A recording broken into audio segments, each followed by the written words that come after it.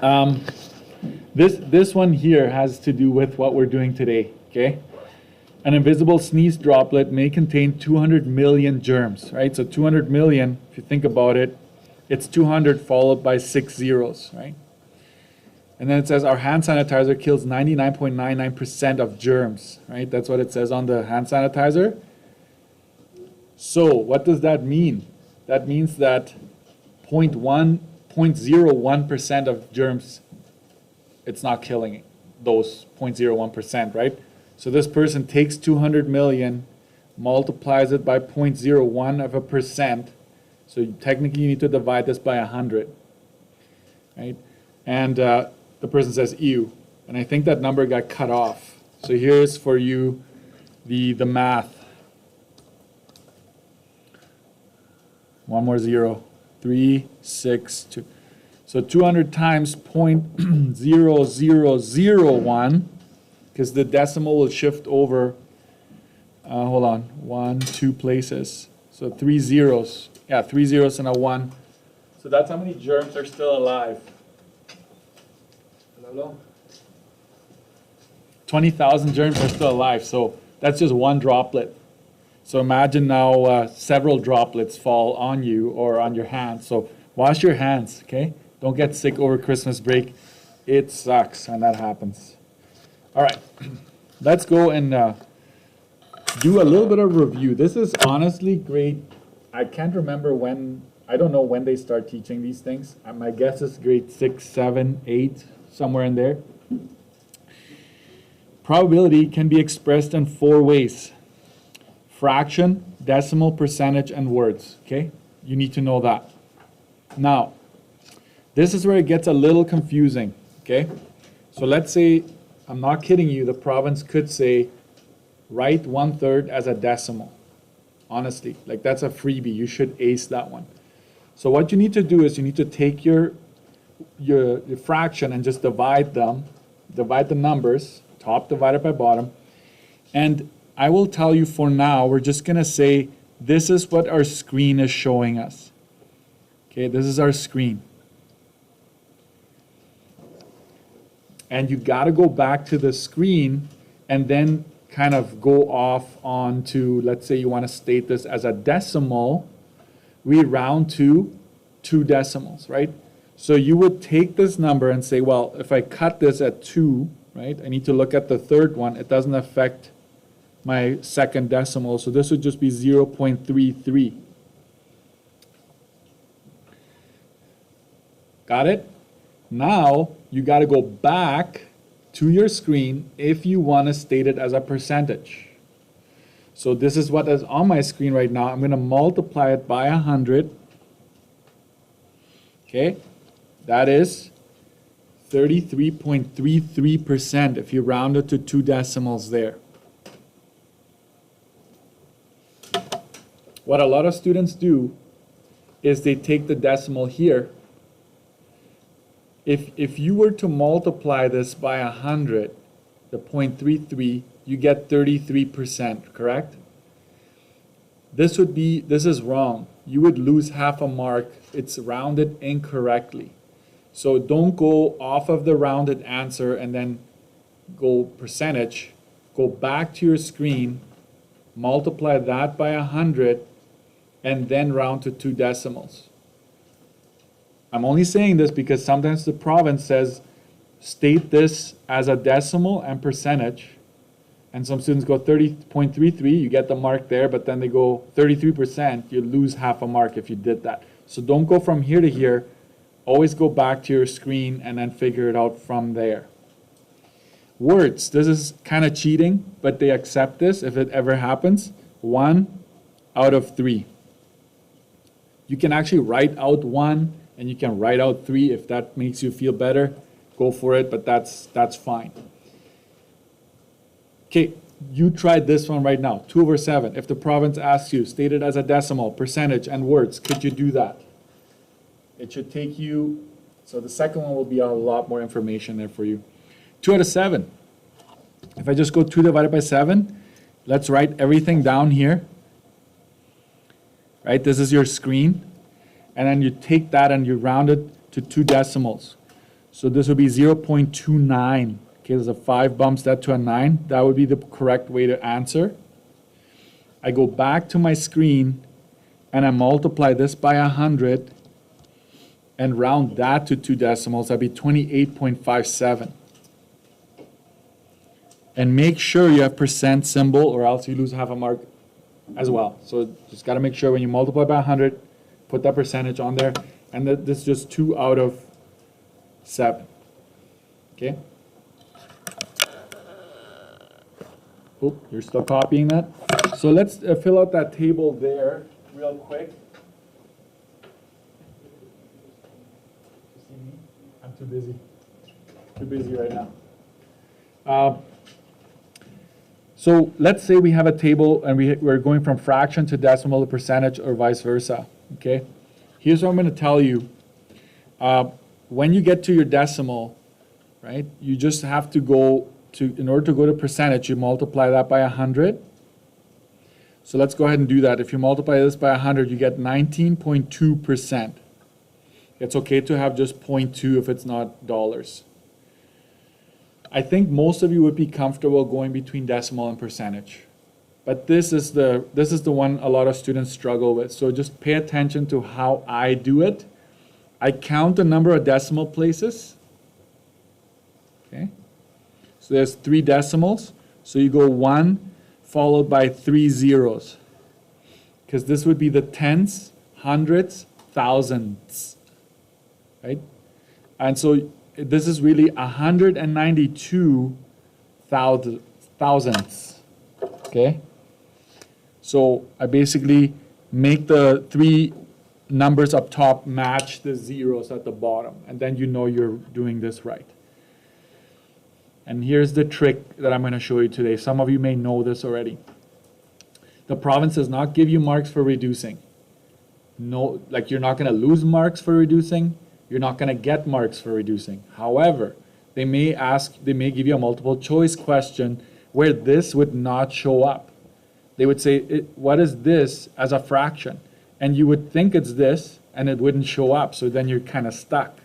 So if you look at the screen right now, I'm going to show you, most of your calculators have this button right here, A, B/C. That's like your fraction button. Let's see if this works. So what I do is I go 192 divided by 1,000. Right? Then I go equals. And then I press that button. And it gives you the reduced fraction. So it's 24 over 125. If you press it again, it goes back to a decimal. Press that one again, it gets you to the reduced fraction. Okay, that's why the province doesn't give any marks for it, because if you have a calculator, it's just pressing a button, right? So 24 over 125 is the reduced answer. I want you to practice that, because sometimes it's a multiple choice and you need to know how to reduce it, or else you won't be able to do it.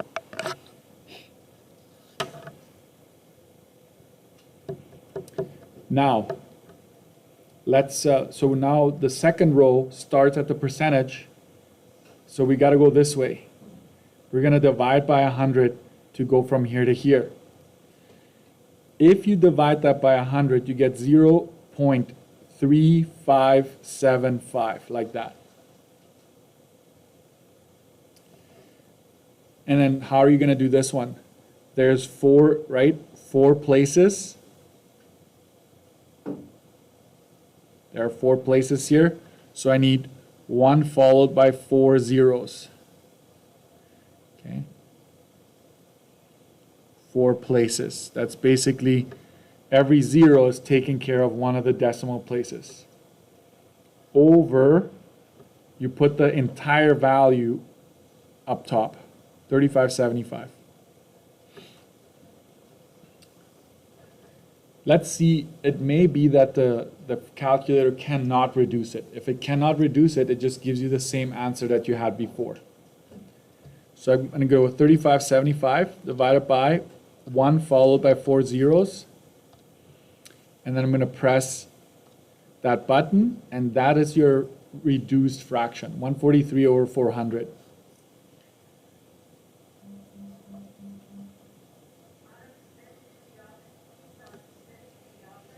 So that's how you do. You know what? I don't know what note to give you a note here. Note to reduce fractions. Use A to the B slash C.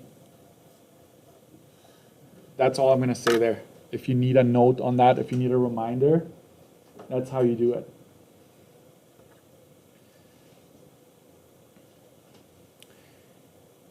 Going from a fraction to a decimal, I would expect you to know how to do that. We just did that. We literally just did that up here. So can you take this fraction and move towards the right? Move towards the right, do that. And then use the last one and fill in the rest, the two. So basically fill up all the cells that are there for now. And then we're going to start with the actual topic for today, which is probability. I'm just going to silently solve for this. You do your own thing, okay?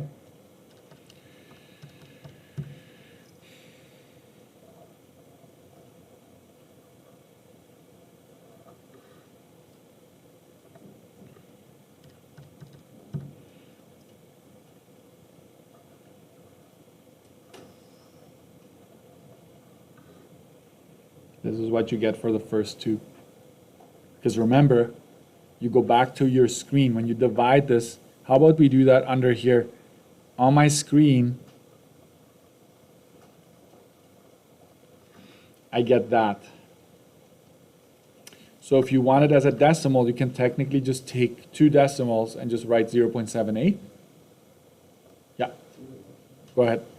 If you multiply that, you get 78.06%. For the middle, you got that right. 1, 2, 3, 4 over, you need 4 zeros underneath. We're not going to bother reducing it. We're just going to leave it like that. From here to get to there, we just multiply by 100. That's 12.34%. And why am I doing this? Because it's very important for you to know how to do this when it's probability time. Okay? All right. Let's keep going.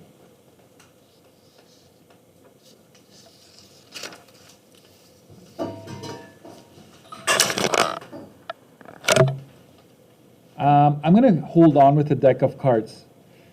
It's going to come your way in a bit. But this is, if you ever get a deck of cards question, I'm going to take you to this page here. And I'm going to make you a very short cheat sheet entry for a deck of cards because we don't know what the province is going to do. Okay.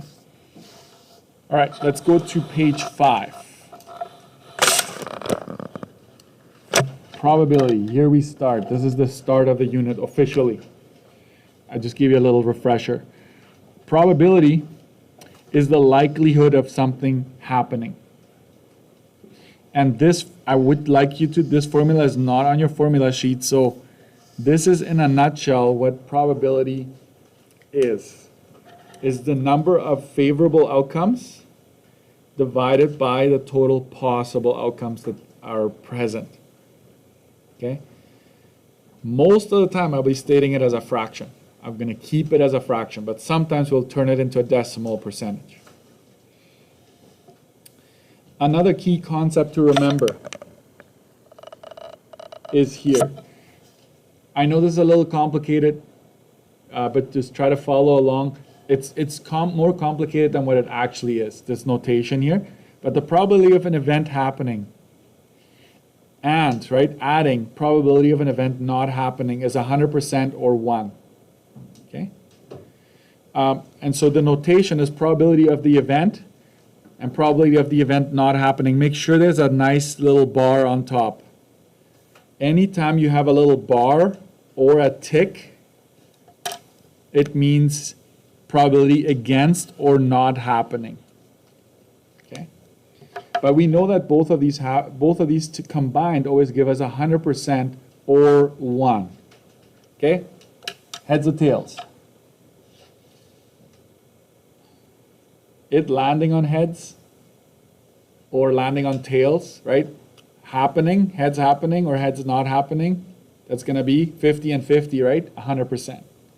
Look at, I don't know if you've noticed, this is 5 cents. I found a cool coin today. I was cleaning up the stuff up here. This is from the Philippines. 1 peso. Is that a lot of money? Not really? Okay. I was all excited. I was going to go sell it this afternoon. Make some cash. Anyways, another thing here is a fair game. A fair game is when you have a 50% chance of winning. If there's a 0% chance of winning, it's impossible. And 100% is certain, right? If you have 100%, then it's certain that you're going to win.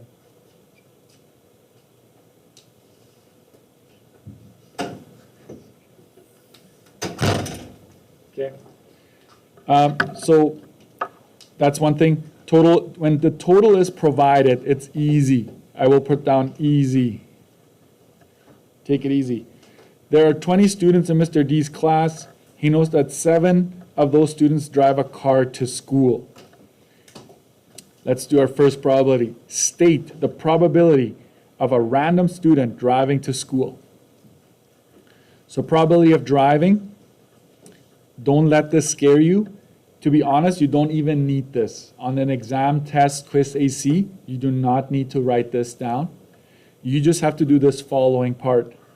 It's out of 20, right? And 7 out of 20 students are driving. That's all we need to know. As a decimal, guys, don't go equals, go comma. Because we're going to round most likely. So 7 divided by 20, oh, we don't have to round. It's just a nice 0.35. Go back to my screen, multiply that by 100, 35% it is.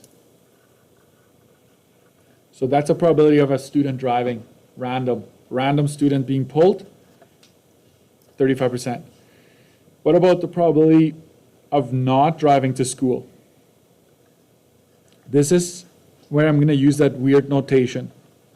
You get to put in whatever you want. You can go probability of D, probability of driving, you name it. It's still out of 20 total, right? How many students are not driving if 7 are driving? 13, right? 13 out of 20 is 0.65. We're not surprised, I hope. We're not surprised. Because these two events add up to 100%. So it's 100%. Driving, not driving, it happening, it not happening, it's 100%. Okay. So how could we have found this? Or write this down, probability of not driving could have also been found by going 100% minus 35. Let's take away the 35% that are driving. I'm left with 65%, correct? So regardless of how you arrive there, it's the same. Okay? I'm going to do one more page and then you're going to work. Okay? You're going to have to practice this. I have several pages there worth of stuff for you. I don't want you to fall asleep on me yet. Okay? All right. This is an example where the total needs to be determined, okay? But it's not a big deal. But just so you know, you're going to have to do a little bit of extra work. Consider the spinner below. State the following. This could have been marbles, but in this case, they tell us it's a spinner. How many total options are there? 1, 2, 3, 4, 5, 6, 7, 8, right? 8 total possible, right? You have 8 possible options for this spinner to land. So guess what? Every single one of these probabilities is going to be out of 8. Let's go ahead and get that out of the way.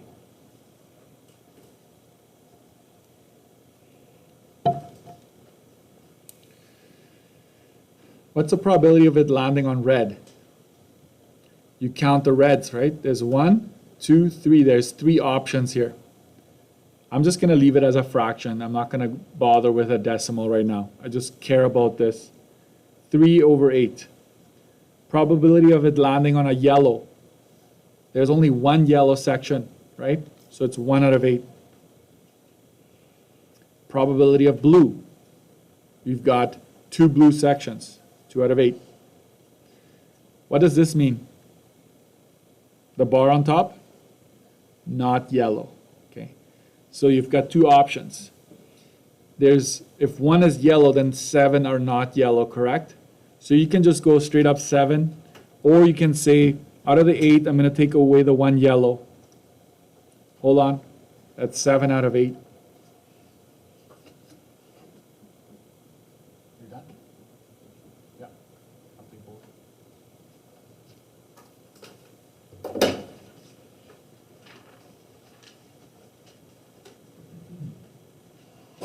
7 out of 8. Right? Probability of not red. Not. You can put not on top. Not red. So we look at how many reds are there. And I'll go 8 minus 3 red. So technically the probability that it will not land on red is 5 over 8. Okay? You do not have to do that. This is just for your notes. If you know, okay, I'm gonna be honest here. Most of the examples are pretty straightforward, not big numbers. But if there is a big number, then maybe this is easier. Okay. Probability of green or yellow. The or in math is plus. Okay, so it's still gonna be out of 8. How many green sections do you have?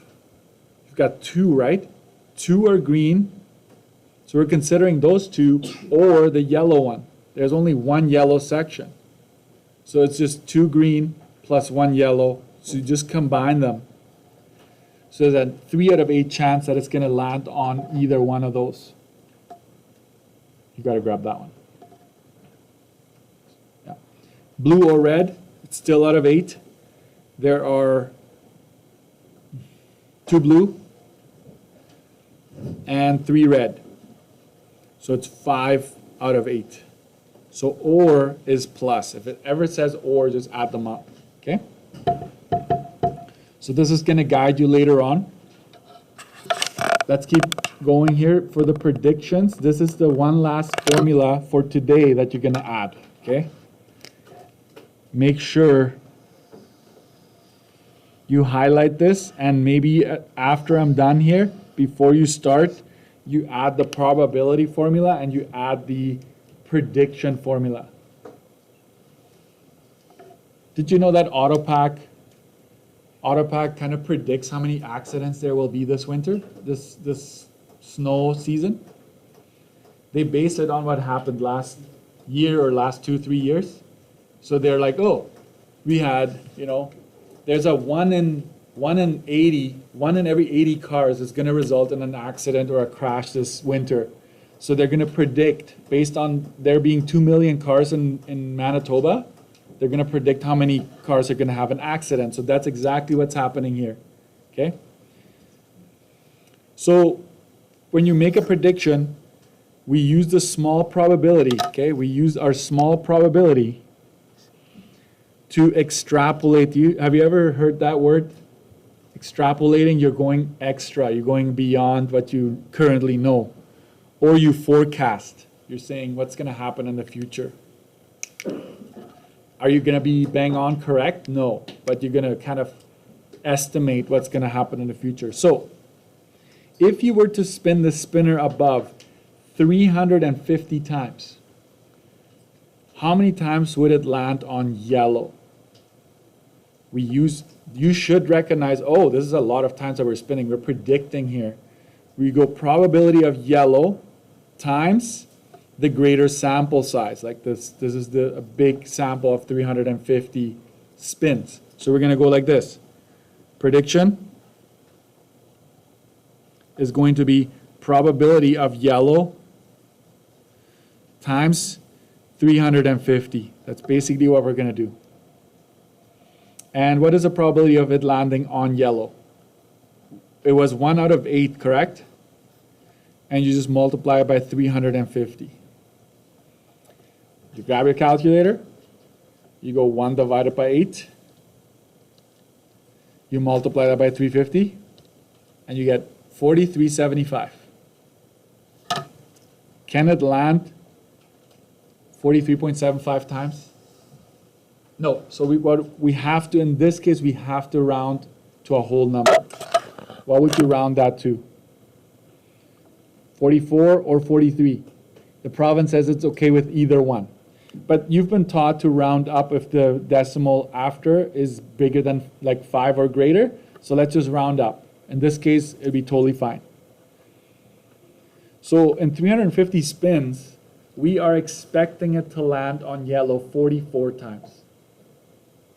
If you like cross multiplying and dividing, you could do this. 1 yellow, sorry, why is it yards? That's not right. 1 yellow over 8 total. So you're asking, if I spin it 350 times, how many yellows will I get? So you cross multiply and divide, you're going to get the exact same answer. So this is up to you how you want to tackle it. 1 second. I'm almost done. If the wheel was spun 199 times, how many times would it land on red? So you go prediction. Probability of red times 199 times. Okay.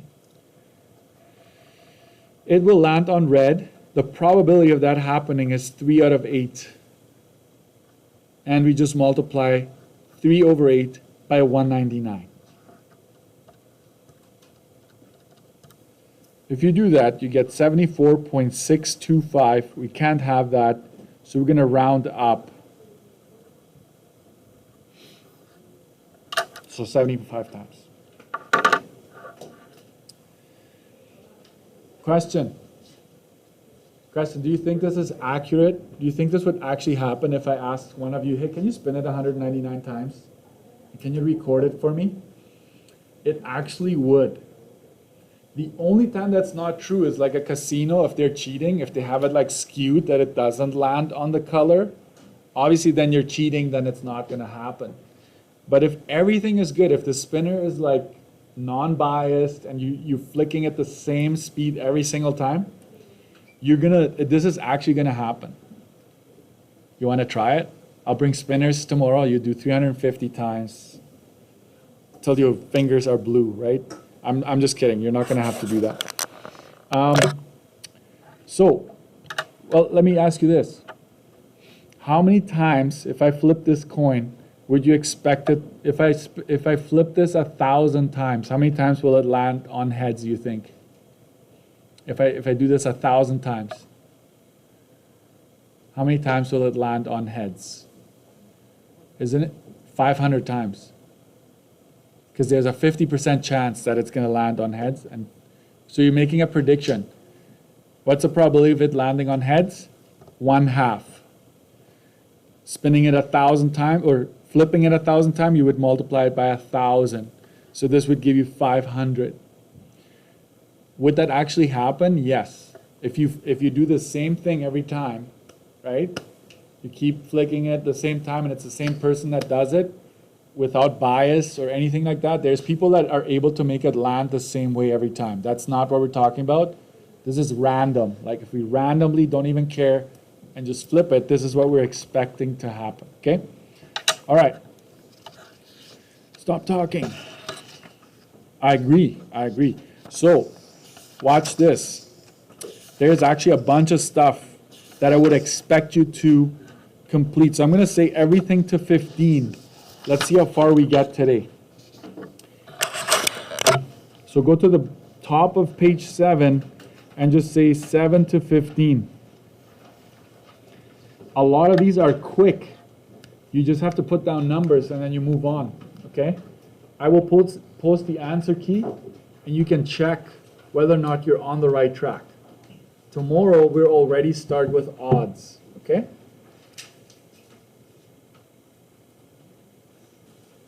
Quite often, I notice that students don't know like how many faces are there, how many aces are there. Like they get that wrong and then the whole question is off. So a standard deck of cards has 52 cards in total. Make sure you go to page 4 because I'm going to ask you to enter something small in your study sheet. I'm going to summarize this in a very like less than a business card. That's how much space I'll use up, okay? 52 cards in total. Every suit, okay, you want to write that down on the side here. There's 4 suits. And it splits up into 26 black and 26 red. Okay, that's how you have. And then, so there's 2 sets of 13. So the clubs and the spades are black, right? And they're 13 in each. And then the hearts and the diamonds are red. And there's 13 in each. So 4 times 13 is what gives you the 52. Okay? So here's my entry for you. I will just have a quick, like 52 cards, obviously. 26 are red. Let's go black and red to kind of match our deck up here. Out of the 26, you've got 13 clubs, 13 spades. Then you've got, under the red, you've got 13, you can go hearts if you want, 13 diamonds. Okay, so that's your breakdown. Okay, under each, it's ace. So if you look at the clubs in particular, there's ace, then there's numbers 2 to 10, right? Look at this, 2 all the way to 10. And then you have your jack, queen, and king. That's it. So again, ace, 2 to 10, jack, queen, king. Ace, 2 to 10, jack, queen, king. Some of you don't need this. And that is fine. You decide how much help you need with a deck of cards. So there you have it. If you can make it even smaller, even better. Okay? Now, I want you to know this one. If you go Jack, Queen, King times 4, these are all called face cards. Okay? 12 face cards. I'll just call them faces. And there are four aces.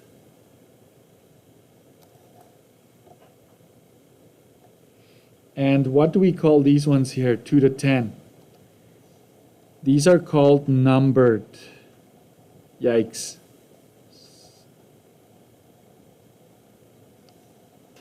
How many numbered cards are there?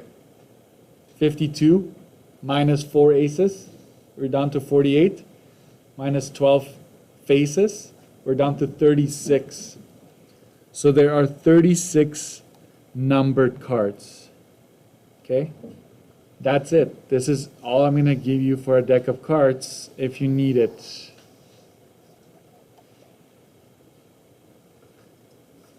So every single card there's 4 of. So there's 4 2s, there's 4 3s, 4 4s, 4 jacks, 4 queens, 4 kings. If I say red, how many red aces are there? There's only 2 red aces. How many ace of diamonds are there? There's only 1 ace of diamonds. Okay, so you can narrow it down, you can increase it, however the question is, whatever they're asking. So here's I'm just going to give you a couple of examples here. You're still copying this probably. Probability of, let's just have a few examples right underneath it. Drawing a red ace. If I asked you, what's the probability of drawing a red ace? I hope that at the very least you would know that it's out of 52. It's something 52. How many red aces are there? Dos. There we go. You can reduce that, right? If you need to. I won't do that today. That's not the point. B. Drawing a red. What about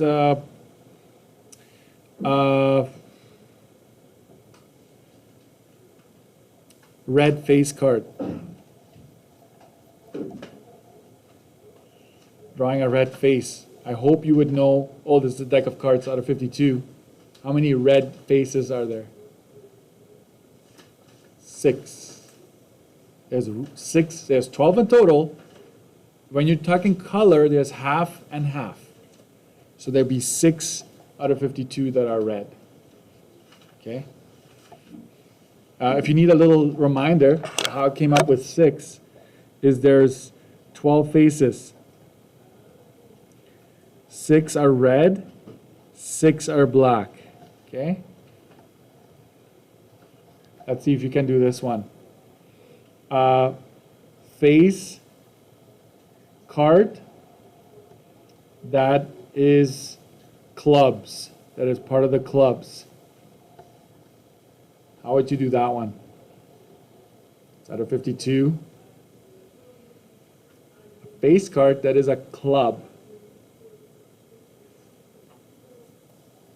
I'm going to try my cheat sheet thing out here. Clubs are where? Right here.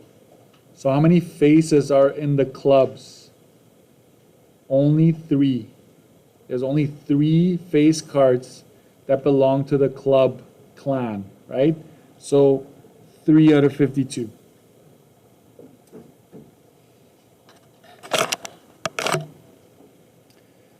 Let's start off. Let's end with an easy one. What about just a red card? I hope you get that one. 52, and there's 26 reds. That one reduces to half, right? So that's how you do deck of cards. Maybe one more.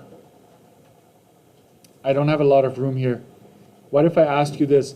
Probability of not drawing an ace. Not drawing an ace. How many cards are not ace cards? Crisanto. You want to guess? There's 4 aces, right? So how many are not ace? 48. That's right, 48. So we'll just go 48 out of 52. So take away, there's 4 aces, right? So we go 52 minus 4 is 48. That's how we came up with that number. So when it's not, maybe focus on it. Okay? It's kind of like your parents like, do not eat this cake. It's for company only, right? As soon as they say not, you focus on what? On eating it, right? So when it's not, like, well, let's go find out how many are there of them and then take it away from our total. Now we have all the cards that are not aces, right? So that's how I deal with not, okay?